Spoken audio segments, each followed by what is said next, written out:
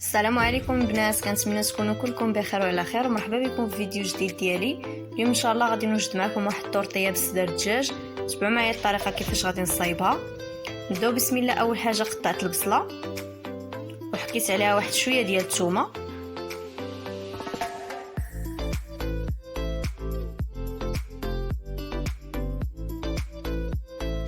صافي غادي نخلي البصله تشحر مزيان.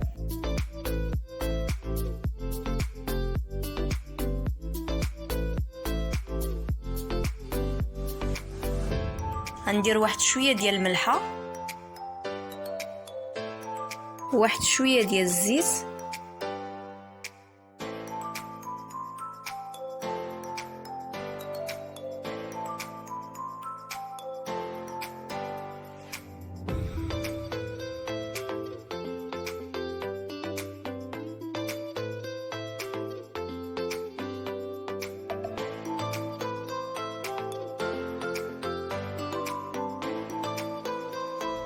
صافي. دابا غادي ندير الصدر ديال الدجاج مقطع هكا طريفات صغار.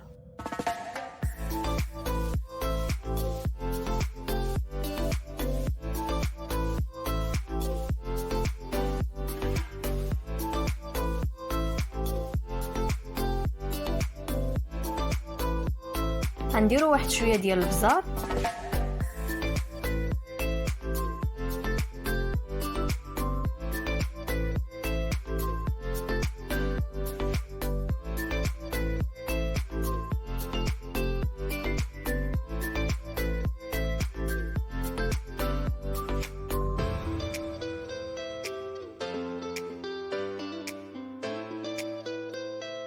غنديروا واحد شويه ديال السكينجبير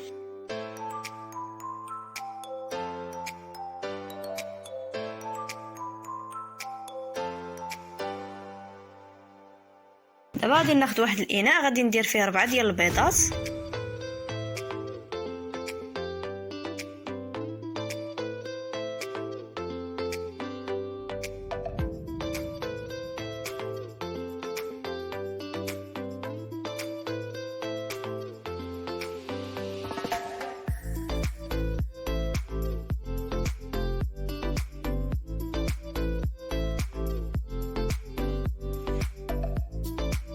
وغندير 3 ديال الفرماجات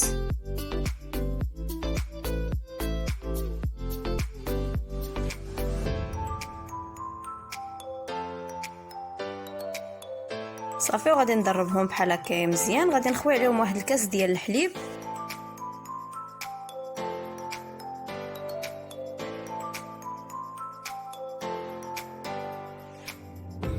غادي نزيد الزيتون وشويه ديال القزبر ومعدنوس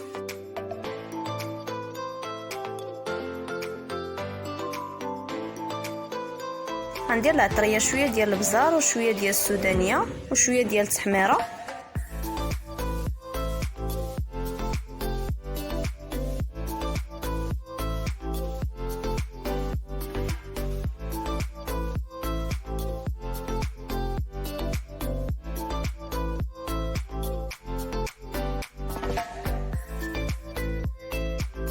دابا غادي نخوي داك الصدر ديال الدجاج هو والبصله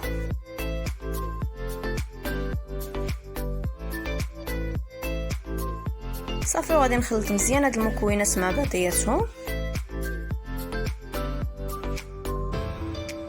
دابا غادي ناخذ المقله وغادي ندير فيها واحد شويه ديال الزبده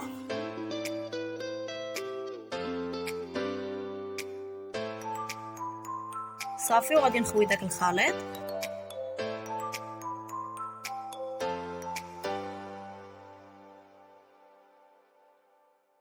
غادي نقادو مزيان بحال هكايا تطيب من الجهه التحتانيه وغادي نقلبها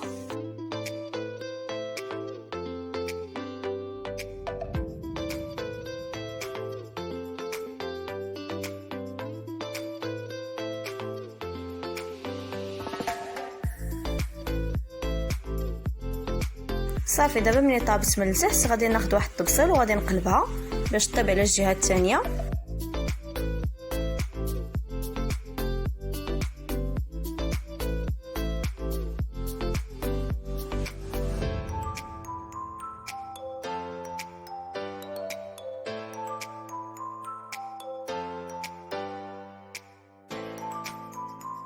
كتجي على هذا الشكل محمره.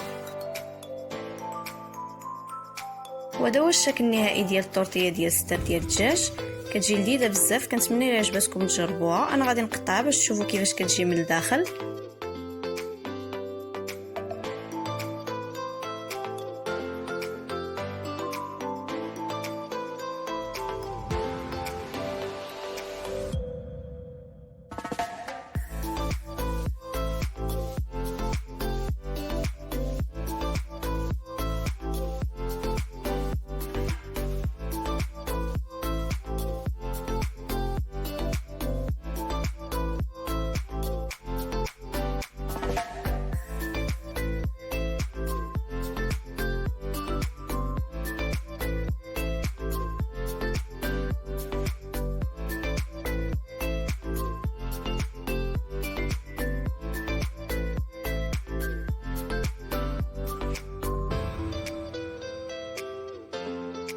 الى عجبكم الفيديو ديال اليوم ما تنسوش تخليو ليا شي لايك وشي كومونتير وتشتركوا في القناه ديالي، وبسلام عليكم.